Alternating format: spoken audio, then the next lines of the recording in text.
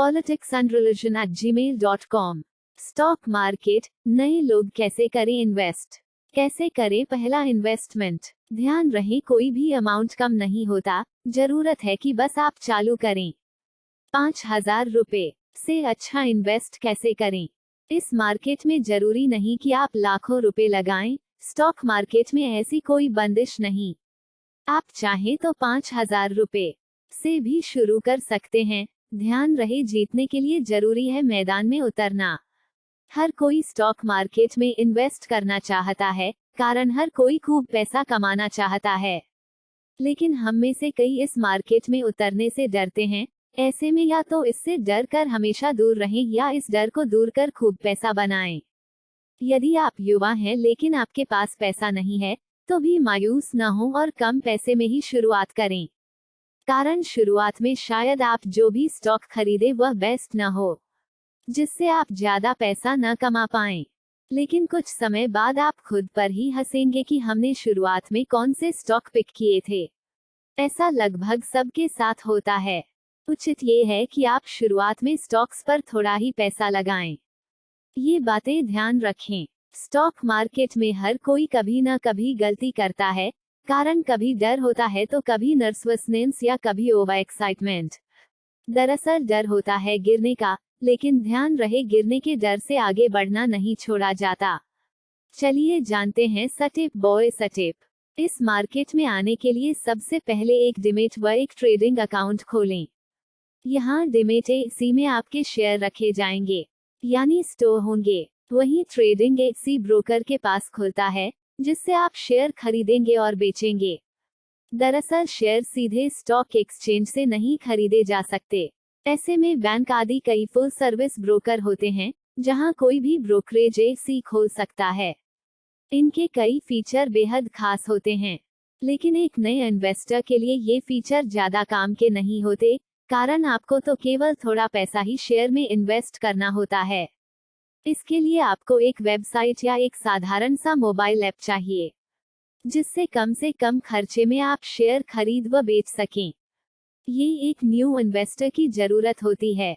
ऐसे में आजकल डिस्काउंट ब्रोकर्स भी मौजूद हैं। इसमें 300 से 400 रु में आपका अकाउंट आसानी से ऑनलाइन खुल जाएगा, और इससे जब आप शेयर खरीदेंगे और उसको अपने डीमैट एसी में रखेंगे तो आपका 1 रु भी ब्रोकरेज नहीं लगेगा। इनमें यदि आप शेयर खरीद कर रख रहे हैं तो ट्रेडिंग बिल्कुल फ्री है, कोई कमीशन चार्ज नहीं है। 2 स्थितियां आती हैं सामने। जब आप अपना एसी खोलोगे तो या तो आपको खूब फायदा होगा, लेकिन ध्यान रहे इस समय विनम्र बने रहें। मान लें कि ये फायदा आपको भाग्य से हुआ है। यहाँ गलती से भी खुद को स्टॉक मार्केट का जीनियस समझने की भूल न करें, कारण कई बार ऐसे लोग खुद को जीनियस समझते हुए ज्यादा रिस्क लेने लगते हैं, जिस कारण आगे उन्हें बड़ा नुकसान होता है। दरअसल इस मार्केट में पैसा कमाना आसान नहीं होता। यदि इतना ही आसान होता तो हर कोई अचानक शेयर खरीदता और करोड़पति हो जाता। याद रखिए कि एक बार कमाने और लगातार कमाने में अंतर है। ऐसे में चाहे आपको काफी फायदा हुआ हो तब भी लगातार सीखते रहें। या इसका दूसरा पक्ष ये भी है कि आपने जो शेयर खरीदा उसमें आपको नुकसान हो। ऐसे में ये लॉस हमें कई तरह से प्रभावित करता है। कुछ हिस्से जुआ मान लेते हैं, कुछ हिस्से दूर रहने लगते हैं, कुछ मानने लगते हैं कि ये हमारे लिए नहीं है, और फिर हमेशा के लिए इन्वेस्ट करना छोड़ देते हैं। ध्यान रहे ये दोनों ही स्थितियां ठीक नहीं हैं। यदि लॉस हुआ है तो उसका कारण ढूंढे, साथ ही और ज्यादा सीखने पर ध्यान दें। लॉस से मोटिवेशन लेकर इसके कारण की जड़ तक जाएं, और सीखें कि इस लॉस को मुनाफे में कैसे बदलना है।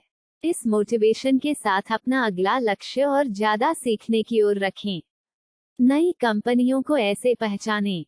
जहां तक इन्वेस्टिंग सीखने की बात है तो आप सक्सेसफुल इन्वेस्टर्स के बारे में पढ़ें, साथ ही इन्वेस्टिंग से जुड़ी किताबें पढ़ें। इससे आप समझेंगे कि शेयर बाजार चलता कैसे है और स्टॉक्स कैसे बढ़ते हैं। वहीं नई कंपनियों के स्टॉक्स जानने के लिए बिजनेस मैगजीन्स व ब्लॉग्स पढ़ें। कारण ये है कि बिजनेस मैगजीन्स में कंपनी के रिव्यू आते हैं, जिसमें कंपनी के बिजनेस मॉडल के बारे में बताया जाता है। कई बार मैनेजमेंट और लीडर्स के इंटरव्यूज भी आते हैं, जिससे समझ में आता है कि इंडस्ट्री में चल क्या रहा है और भविष्य में ग्रोथ किस चीज में है।